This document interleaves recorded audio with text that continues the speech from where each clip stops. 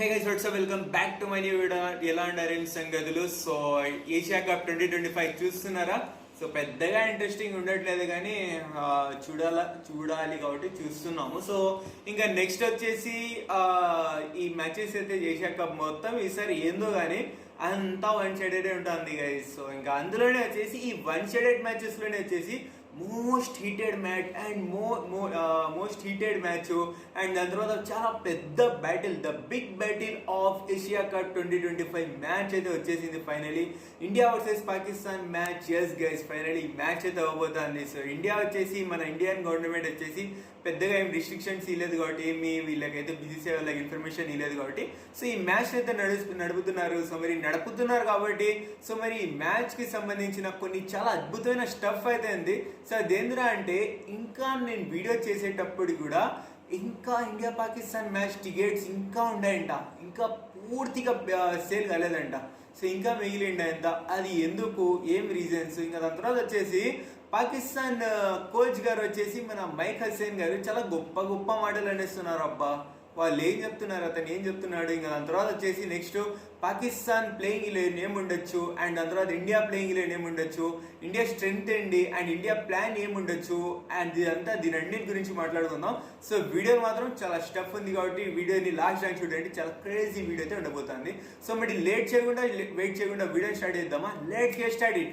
First వచ్చేసి India versus Pakistan matches tickets ఎందుకు sale కాలేదు పూర్తిగా అంటే నాకాడైతే నేను అనుకుంటున్న ప్రకారంగా 3 రీజన్స్ అయితే ఇక్కడైతే ఉండొచ్చు. అదేంద్రా అంటే ఫస్ట్ ఆఫ్ ఆల్ ఏంద్రా అంటే సో గత కొన్ని నెలలుగా జరిగిన ఆ ఫైట్ గుర్తుంది కదా. సో ఆ ఒక రీజన్ తో బైకాట్ చేస్తుండొచ్చేమో ఇండియన్ ఫ్యాన్స్. ఎందుకురా అంటే ఎక్కువ శాతం ఇండియన్ ఫ్యాన్స్ అయితే దుబాయ్కి అయితే మ్యాచెస్ కోసం అయితే జర్నీ చేస్తుంటారు కాబట్టి సో బైకాట్ చేస్తుండొచ్చు. ఇది ఒక రీజన్ ఉండొచ్చు. ఇంకా నెక్స్ట్ వచ్చేసి మెయిన్ ఇక్కడ వచ్చేసి ఇండియన్ ఫ్యాన్స్ కి ఒక క్రేజ్ ఉండాలంటే, ఒక మ్యాచెస్ చూడడానికి కానీ ఇంట్రెస్ట్ ఉండాలంటే మెయిన్ ఇక్కడ వచ్చేసి 2 ఆనముత్యాలు నిన్నారు. సో ఇద్దరు నిన్నారు. అదేమన్నా రోకో అయితే లేదు, రోహిత్ శర్మ లేదు, కోహ్లీ లేదు, పెద్ద ఏముండదులే అని వీళ్ళ కోసమైనా పోతాను దాదాపు సగం మంది అయితే. సో ఇంకా వీళ్ళ కూడా లేదు కాబట్టి ఇది ఒక రీజన్ ఉండొచ్చు. ఇంకా నెక్స్ట్ వచ్చేసి థర్డ్ రీజన్ ఏంద్రా అంటే ఈసారి ఆ ఏషియా కప్ కౌన్సిల్ నాకాడ వస్తున్న అప్డేట్ ప్రకారంగా ఈసారి వీళ్ళు ఏం చేస్తున్నారా అంటే ఒక్క మ్యాచ్ టికెట్ అయితే సేల్ చేయట్లేదు. సో కాంబో లాగా అయితే సేల్ చేస్తున్నారు. సో అది కూడా చాలా ఎక్కువ ప్రైస్ ఉంటుంది అది. సో కాంబో లాగా అయితే సేల్ చేస్తున్నారు కాబట్టి సో 4 మ్యాచెస్ ఆ టికెట్స్ అయితే సేల్ చేస్తున్నారు. సో దీంతో ఏమవుతుందిరా అంటే ఏదో ఇండియా పాకిస్తాన్ మ్యాచ్ చూడడానికే ఇంట్రెస్టింగ్ ఉన్న వాళ్ళు వేరే 3 మ్యాచెస్ కూడా చూడాల్సి వస్తుంది కదా అన్న ఈ ఒక రీజన్ తోటి టికెట్స్ అయితే తీసుకోలేకపోవచ్చు. అండ్ ఇంకా హై ప్రైస్ అయితే ఎలానో ఉంది, అది చాలా హై ప్రైస్ అయితే ఉంది. అండ్ లో ప్రైస్ ఉన్న టికెట్స్ అయితే ఆల్రెడీ సేల్ అయిపోయినాయి. అండ్ హై ప్రైస్ ఉన్నది అండ్ విఐపీ టికెట్స్ ఇదైతే సేల్ కాలేదు. సో ఇది వచ్చేసి కొన్ని రీజన్స్ నాకైతే అనిపించినాయి. సో ఇది గైస్ మొత్తానికి. సో దీంతో అయితే సేల్ కాకపోవచ్చేమో అనేసి అయితే, అంటే సేల్ అవ్వలేనికి అంటే కాలేని రీజన్ ఇదైతే నేనైతే అనుకుంటున్నాను. సో మరి చూద్దాం గైస్ ఏమవుతుంది ఎందుకు. ఇంకా దాని తర్వాత స్టేడియం ఫుల్ అవుతుందా లేదు ఖాళీ అవుతుంది అనేది చూద్దాం అప్పటికి. ఇంకా నెక్స్ట్ వచ్చేసి మన మైక్ హసీన్ గారు ఏం చెప్తున్నారు తెలుసా? పాకిస్తాన్ యంగ్ టీంలో వరల్డ్ నెంబర్ 1 బౌలర్ ఉన్నారంట. అబ్బా వరల్డ్ నెంబర్ 1 స్పిన్నర్ ఉన్నాడంట. అబ్బా అదే నవాజ్ ఉన్నాడు కదా. సో అతను వచ్చేసి వరల్డ్ నెంబర్ 1 స్పిన్నర్ అంట. సో అతను మన మైక్ హసీన్ గారు చెప్తున్నారు, అది నేను కాదు. సో ఆ మ్యాచ్ కన్నా ముందు రిపోర్టర్స్ వచ్చి అడుగుతారు కదా, అప్పుడు చెప్తున్నారు. సో మనకాడ నవాజ్ ఉన్నాడు. సో వరల్డ్ నెంబర్ 1 స్పిన్నర్ ఇతను. సో ఇతను మంచిగా బౌలింగ్ చేస్తాడు అనేసి అయితే వీళ్ళైతే మన మైక్ హసీన్ గారు చెప్తున్నారు. ఇంకా దాని తర్వాత వీళ్ళ కాడైతే ఇంకా రిపోర్టర్ ఏమడిగినారు అంటే ఇండియా కాడ మంచిగా మిస్టరీ స్పిన్నర్ ఉన్నాడు అండ్ రీల్ స్పిన్నర్ ఉన్నాడు. సో మంచి స్పిన్నర్స్ వాళ్ళ కాడ ఉండారు కదా. సో మరి మీ వాళ్ళు వాళ్ళని ఫేస్ చేయగలరా అంటే మీ వాళ్ళని ఎట్టా ఎదుర్కొంటే అంటే ఏం ప్లాన్ చేస్తున్నారు మీరు అంటే అప్పుడు అతను ఏం చెప్పింది తెలుసా?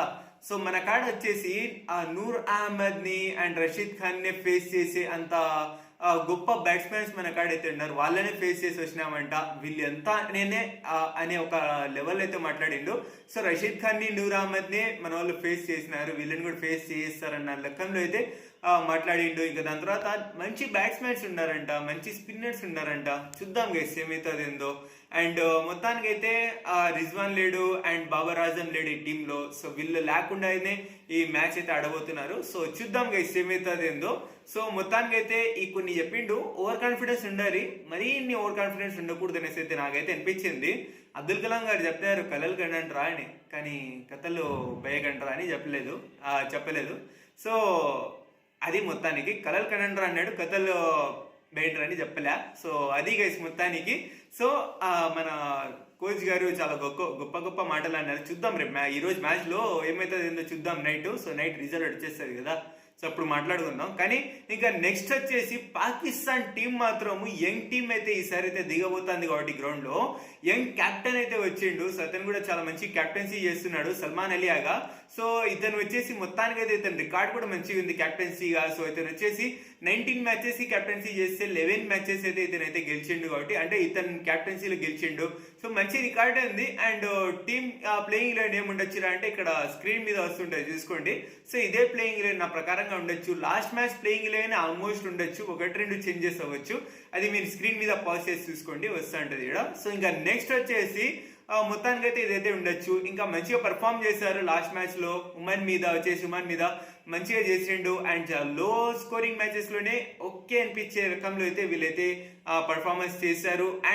అండ్ దాంతో గైస్ ఈ ఇండియా పాకిస్తాన్ మ్యాచ్ మాత్రము ఇప్పుడు దాకా ఉన్న 1-sided మ్యాచెస్ లాగా కాకుండా కొంచెం ఇంట్రెస్టింగ్ ఉండొచ్చేమో అనేసి అయితే నేనైతే ఎక్స్పెక్ట్ చేస్తున్నాను. సో ఇంకా నెక్స్ట్ వచ్చేసి మన ఇండియా గురించి అయితే మాట్లాడుకున్నాడైతే ఇదంతా ఒకవైపు అయితే మన ఇండియా గురించి మాట్లాడుకున్నట్టయితే ఫస్ట్ వచ్చేసి మన ఇండియా స్ట్రెంగ్త్ ఏంద్రా అనేసి అయితే మాట్లాడుకుందాం. స్ట్రెంగ్త్ అయితే గైస్ మన వాళ్ళకైతే మన కాడైతే ఫస్ట్ వచ్చేసి అంతా అగ్రెసివ్ బ్యాటింగ్ ఉంది. మంచిగా అభిషేక్ శర్మ కాడి నుంచి అక్షర్ పటేల్ దాకా మంచిగా నెంబర్ 8 దాకా మన కాడైతే బ్యాటింగ్ ఉంది.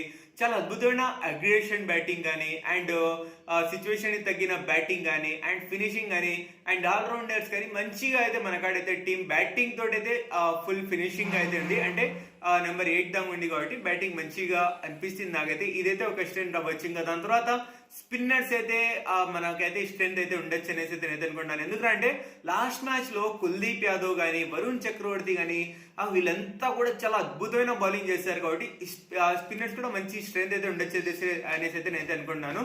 సో మొత్తానికి అయితే ఇది వచ్చేసి కొన్ని స్ట్రెంత్ అయితే నాకైతే అనిపించింది. ఇంకా నెక్స్ట్ వచ్చేసి మన ప్లాన్ ఏముండొచ్చురా అంటే ఇక్కడైతే సింపుల్ నాకైతే అనిపించింది ఏం తెలుసా.